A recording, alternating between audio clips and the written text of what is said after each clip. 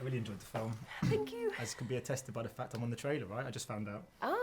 Great. Yeah, just in it, just hanging around. Just loitering in the background. So this film has a kind of enchanting fairy tale quality to it, but at the same time it's very dark and very morbid. I was wondering about the balance in getting that right, and in having a film that is quite hard to watch at times. It has a sort of magical feeling to it. I mean, that was always the intention from the get-go. I think it's tricky and it's scary when you're trying to kind of marry tones in that sort of way, but for me, as an audience member, I always find it very exciting. I mean, we kind of ask a lot of our audience in a way, and in the way we take them one place and then we quickly take them somewhere quite different. But I always find that really engaging and fun when I'm watching a movie, and they're the sorts of films that I'm drawn to. So I guess that's why I wanted to play with those tonal kind of peculiarities. So were Punch and Judy big in Australia? Because I just remember them from kind of little seaside towns in England. I didn't realise they travelled.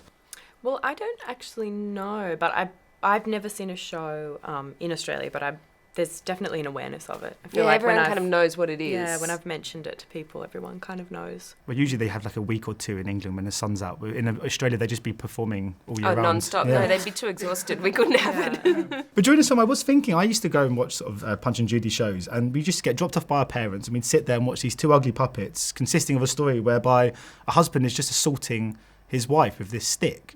And it was just normal. But actually thinking about it, it's a bit messed up, isn't it? It's touch messed up. Quite messed up. Yeah, it is. And did you feel uncomfortable with it? Sorry. No. We're going to make this about you now. When I was a kid, I don't think I did. Well, but watching this, I did. I realised that. But it's... Yeah, but there's something to it, because obviously they were hand puppets when I was a kid. But this is marionettes. I mean, how much was that always the case when it first started? Because I mean, that must be so much nicer for you guys to shoot. Oh yeah, I mean that was one of the main reasons why we decided to make set the film when we set it, because I mean the show originated in Italy through Commedia dell'arte and then was anglicised in the UK, and originally they would have been marionettes, and then I was sort of interested in this strange kind of devolution from these quite beautiful puppets to these very simplistic kind of weird ones, and marionette's much more cinematic, and I wanted to kind of work with them. I wasn't so interested in making a movie about kind of this. So did you learn how to puppeteer? We did have a couple of lessons. We weren't doing any of the stuff that was really used, but just to know kind of vaguely what you did or how it worked. That was pretty cool. But they were really heavy and they were about 1 metre high, so it was really, really big puppets. They built them especially for, and they tried to make them look a little like Mirrah and Damon.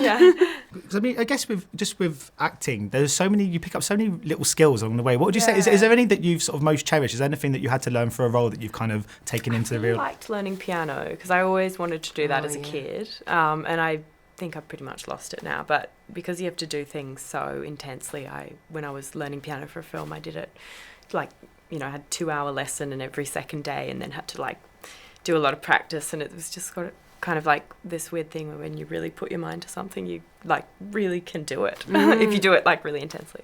Yeah, I'm desperate. Learn the piano and learn French are the two things I want to do before I die. Yeah. Is there anything I'm going to turn it into a question. Is there anything that you'd like to? What would you most like to learn?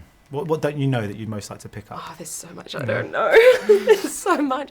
I don't play an instrument, which and I don't speak a language. So I think that's a common one. If you don't play an instrument or speak a language, you always feel like, what's wrong with me? I should be able to do those things. So yeah. But one thing you have picked up, obviously, was directing. Was that something you've always wanted to do one day? Was that something that right from the beginning of your career that you had a kind of eye on? No, not at all, actually. I mean, I was really, I really enjoy acting, and I was really content.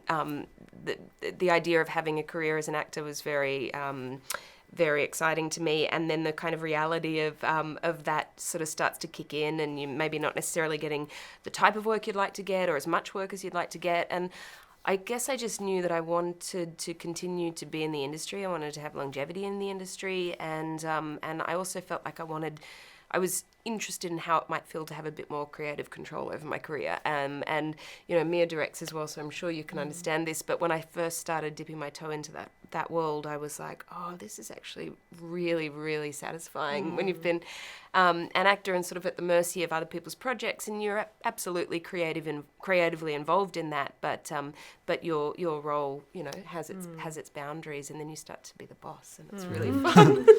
Because it was at The Turning. You had the second segment, which I love that your part in that movie. I was just wondering, So good. Yes, it was so good. But do you hope to do sort of a feature length one day? Is that something that's sort of in your? Yeah, I'd love to, but I'm not sure when. And it's such a slow process, at least for me anyway. But I'd love to.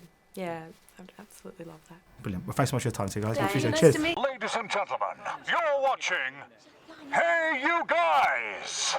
Hey You Guys, huh? Hey, you guys. Is that from the Goonies? It is indeed, yeah. Nice. Hey, you guys!